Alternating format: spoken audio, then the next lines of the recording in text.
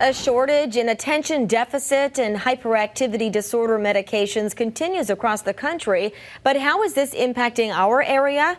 Western Mass News reporter Olivia Hickey is getting answers. A new shortage is plaguing the shelves of pharmacies in Western Mass, including Springfield Pharmacy. This time, it's medications to treat ADHD or attention deficit and hyperactivity disorder. We really are seeing an increase in demand, and that coupled with a decrease in production, as well as with supply chains kind of being constrained to getting the product to make the medication, really has seen a shortage in acquiring it from our wholesalers. Co-owner Alex Wu tells Western Mass News generic brands have been harder to get than name brand medications. Meantime, Barry Servette of Bay State Health says patients have expressed concerns. It's disruptive, to people's lives, and people do struggle with challenges in terms of their functioning, their ability to perform their jobs, their ability to learn in school.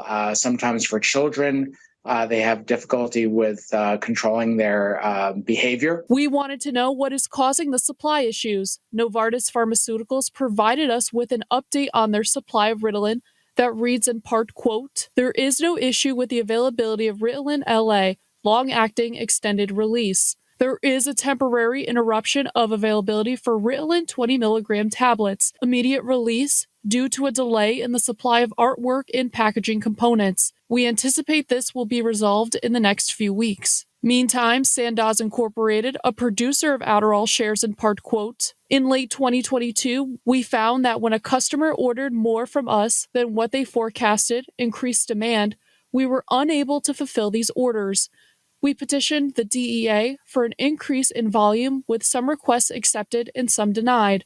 Sandoz tells us they are continuing to work to fulfill medication needs. They tell us in part, quote, "At this time, we are meeting current customer orders but have not been able to fill increased demand, and we are still working on fulfilling back orders. The FDA is monitoring the situation across the board." For all prescription needs, Wu encourages people to have an open line of communication with their doctor and pharmacist. Reporting for Western Mass News, I'm Olivia Hickey.